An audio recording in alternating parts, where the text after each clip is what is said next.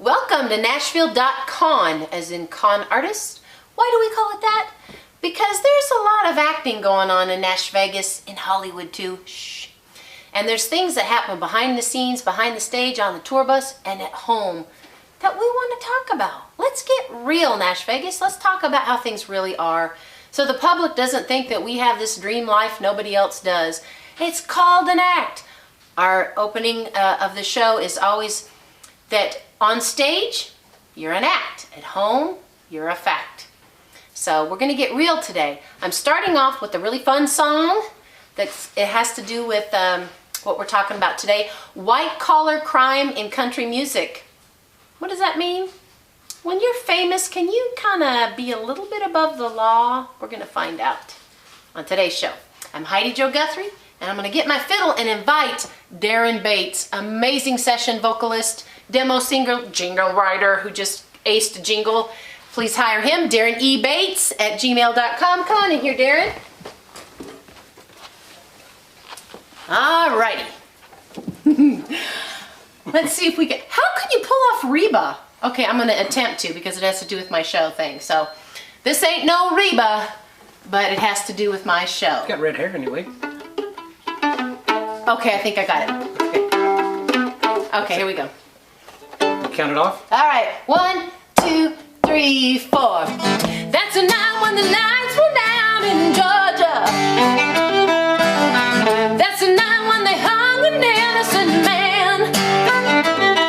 Don't trust your soul to no backwoods Southern lawyer, 'cause the judge in the town's got blood stains on his hands.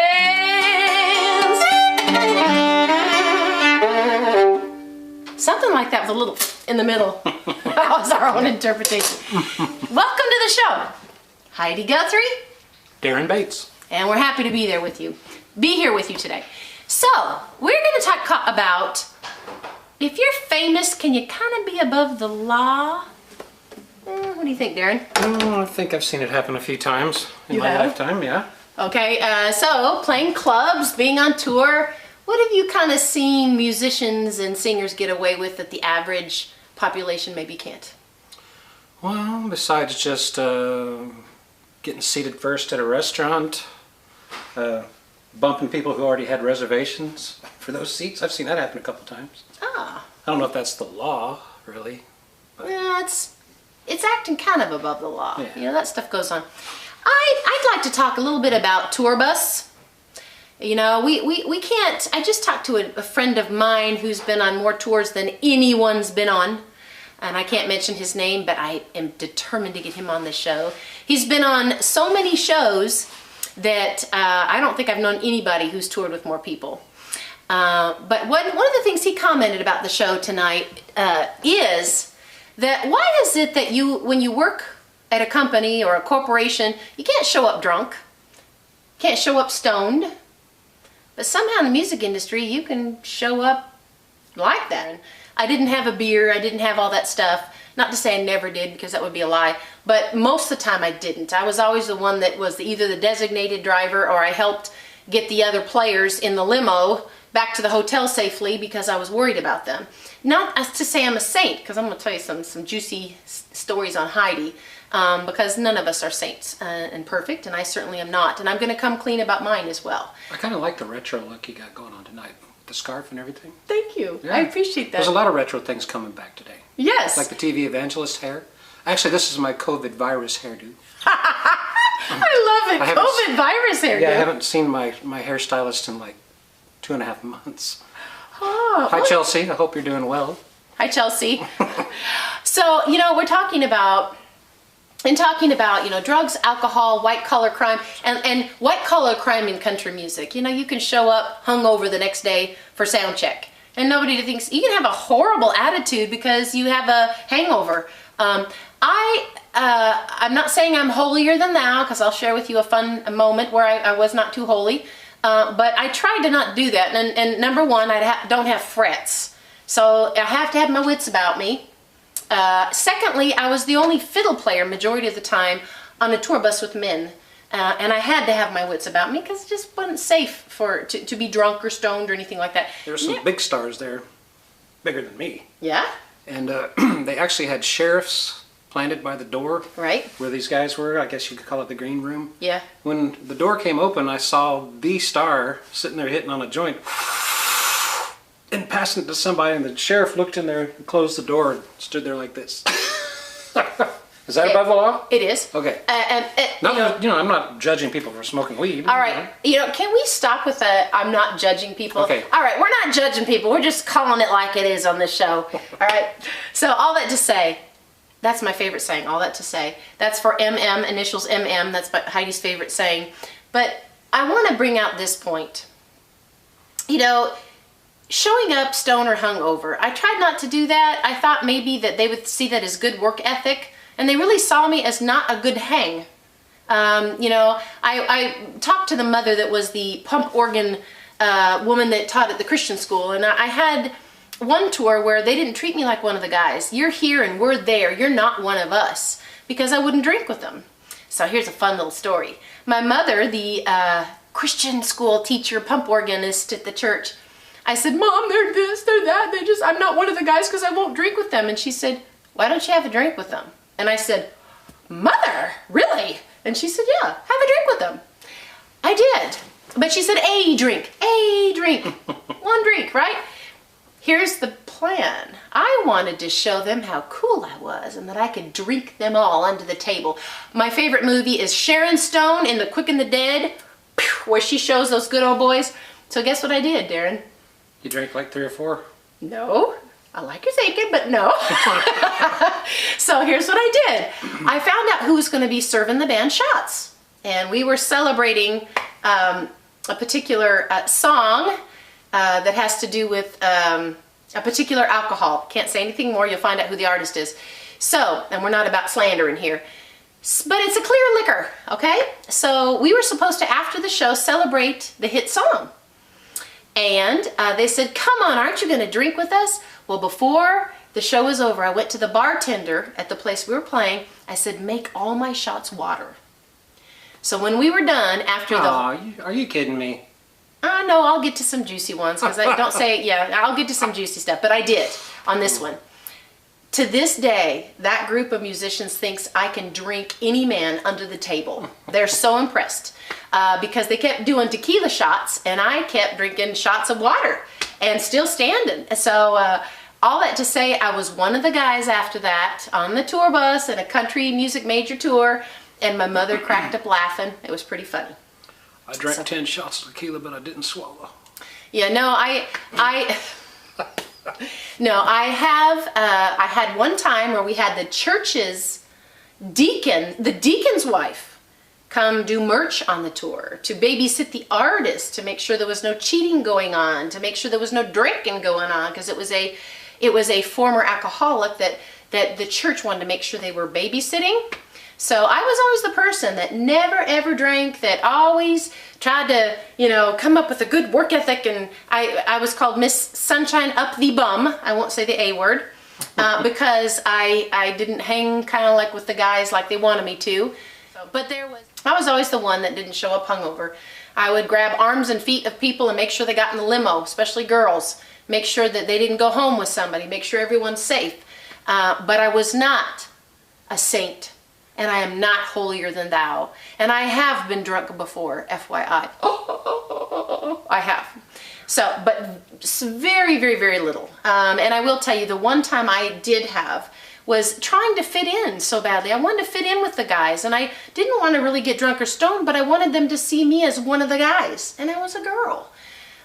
So the one time I thought I was safe, right, to fit in, the one time I thought I was safe to fit in is when we had the church deacon's wife there.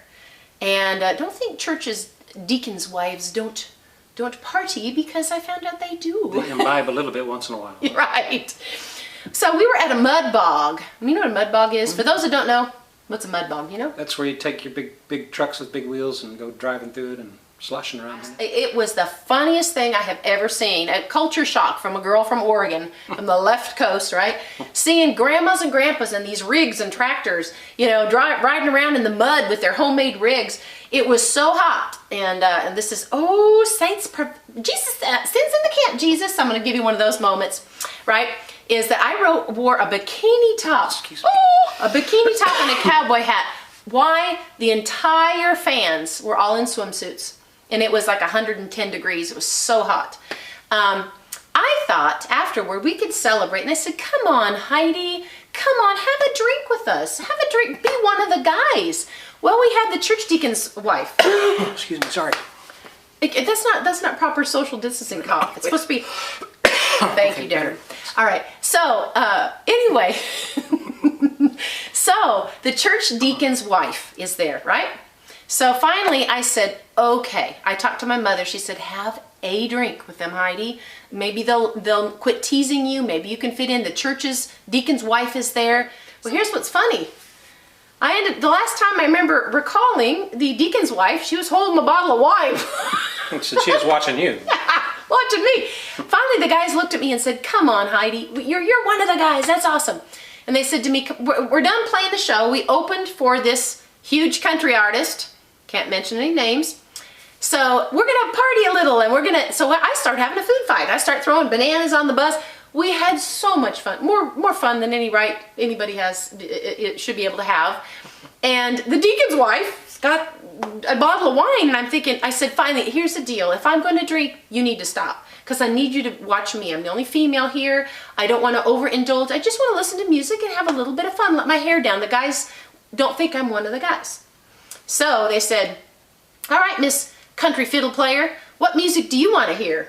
You know what I said? Prince. Oh yeah, oh yeah. So they put on Cream, Get on Top, Boogie Bop, right? That's the stuff that makes me, I'm from the 80s, I'm sorry, I love it. So we start dancing, we're food fighting, throwing bananas. The one time I decide to have a drink with the boys so that I could feel like one of the guys, the one time, guess what happened? They hit you with bananas. No. Oh. The deacon's wife and me are up on the table dancing to Prince, right? You ready for that? The one time I decide to have a drink. This is the lesson to my young man, my little boy. That one time can really haunt you for life.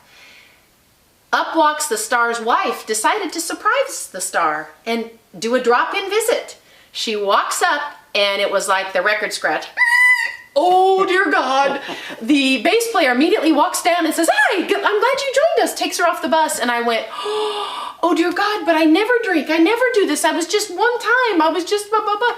The deacon's wife took me to the shower, tried to wash all the banana out of my hair. The next, I'm at the red carpet CMA Awards. This artist we opened for is walking down the red carpet. We're playing the CMA Awards. It was quite a fun thing. The artist walks right up to me that we opened for and says, I didn't recognize you without a bikini top and bananas squished all over you. And I went, I don't think I know you. And he said, yeah, you do. And I went, oh, dear God. Apparently he walked on our bus and was listening to Prince and watching me dance to Prince. So, yes, you can all talk amongst yourself. Heidi was dancing to Prince with a bikini top. Oh! You know, that Gwen Stefani song, all the boys get the girls in the back. I was never the girl they got in the back, and I never slept with anyone on the road. And I'm not to say that I judge somebody that does. It just wasn't my thing. Relationships were always something I wanted to be in love with the person, and it was something that I didn't do at the workplace. So, drugs and alcohol. For the most part, you can show up the next day hungover for sound check, be in a rotten mood. There's obviously, we know in country music, there's people that smoke weed. And everyone's aware of it, even the police, and that's all fine. But, you know, one of the things that bug me, Darren, is, you know, we think about, you know, hookers or cheating. I know some artists that sing songs about Jesus, but then they had musicians that, as in Oprah terms, had musicians living on the lowdown, cheating on their wives, and doing things their children wouldn't be proud of, while the stars singing about Jesus, and some of them even putting out incredible Easter songs. About Jesus, and covering these types of crimes. I'm not cool with that. You know, we're not about politics and religion here, but I do want to talk about Christian country music, the courthouse, the the country music industry, and the Bible Belt Church. You know, in my opinion, they used to hide things like hangings back in the good old days, unfortunately. And I'm not blaming just the South, because if I left the South, this is my home. You don't get warmer people than the South. anyone wants to tell you driving directions. And they'll meet you one time and invite you to dinner. I would miss the South terribly. But some of those old school, old Mosaic law things that kind of oppress women still do happen a little bit. So I like to shed a light on it myself. You know, to say, let's count how many times Heidi says all that to say. Okay, let's talk about my case. And we're going to talk about something very close to home that's painful, okay? So, my situation in dealing with an ex high up in the music industry is with a phone call. He can get a prescription called in. With a phone call, he can talk to a judge, a guardian ad litem on speed dial. He can call a doctor, get whatever prescription he wants. I don't think that's fair. Tell me, in America, this isn't Afghanistan or America, this is America, if you think, Darren, after you're going through that day a court custody case and a divorce, you show up to audition for the worship leader they asked you to be at the church across the street from the courthouse, right? When the judge asks you in court that day, so Missy, what do you plan on doing for a living since you're not touring? And I say, I'm glad you asked. The court. So I got a call from the church I belonged across the street from the Southern Courthouse, right? I got a call and said, would you be willing to try out the worship leader position for 4 weeks? I said, I'd love to. I'm going through a divorce. Is that okay? They said, Heidi, we love you. Of course it's okay. It's a paid position and we thought we could help a single mother trying to provide. I showed up that night to start rehearsing to try out to be the worship leader. I was met in a room alone with the pastor and told, the courthouse called. This is a church I was a member. The courthouse called and we can't let you be the worship leader. Why is the courthouse in bed with the church in a little southern town? Well, did you ask him? I asked him, Darren. I said, who called? You know what they said? We're not at liberty to tell you. And I said, well, I'm your church family. I'm a member here. Isn't the church family supposed to protect its own? Who called? We're not at liberty to say. Here's your orchestra music. You can play in the orchestra, but you can't be the worship leader because the courthouse called. So, let me give you another situation. I drove 45 minutes each way to foster care parenting classes because I don't tour anymore because I've been a stay-at-home mama. Best gig in the world was being a stay-at-home mama to my little boy. Don't regret that at all. People say, don't you miss touring? And all I have to tell them is, have you seen my son? He's amazing. Don't miss touring. Best gig I ever did was being my little boy's mama. So I drove to foster care parenting courses, 45 minutes each way, completed them, did the background checks, fingerprint checks, everything.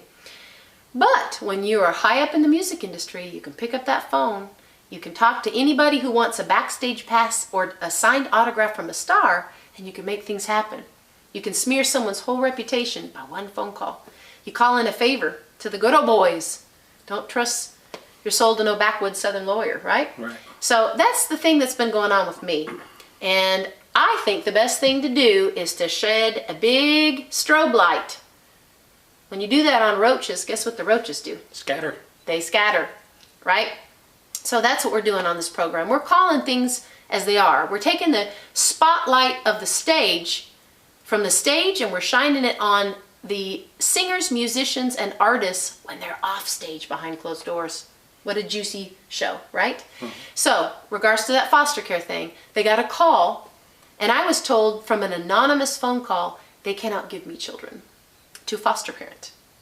So, when you're high up, touring with millionaires and billionaires, and you're around stars, you can pretty much make anything happen with a phone call. You can have control of public perception. You can put on little shows off stage as well as on stage. And you're fully believed because people know the star you tour with. And you know what else? Everyone wants your connections to that star so they can see a concert, so they can get backstage passes. So they always say, sometimes don't marry a police officer or a sheriff, because, if anything bad happens, then you won't have protection. The whole police force will be against you. Same can be true about the music industry. I live in Nashville, Tennessee, Nash Vegas. judges, courtrooms, churches are so impressed with people that know stars because they can give big charities to their churches. They can fundraise. My exes can fundraise and get thousands of dollars within maybe 2 or 3 hours. I can't do that. I quit touring to be a stay-at-home mama. So, what can I do? I have a voice and I have freedom of speech, and I'm going to use it. I invite you to use it as well. If you're being hurt, abused, or used, write me. nashville.con, as in con artist, nashville.con @gmail.com. Tell me your story. Come sing a song. Share your music. Get heard. And speaking of heard, what's the name of our band? Heidi and the Herd. Right. And I don't like the Heidi and the, but we're doing it for now. The Herd. Heidi and the Herd on Facebook. My friends in New York, it's the Hoid. The Hoid. I like it. So, you can go to Heidi and the Herd to hear more of our music that we do. We're going to plug ourselves because we like to play in a band as well. It's kind of our outlet, right? Right. But if you're hurting or abused or used, I want you to tune in, subscribe, like our programs on nashville.con, C-O-N, on YouTube, and nashville.con on Facebook. And we thank you for watching. Share, like us, help somebody else.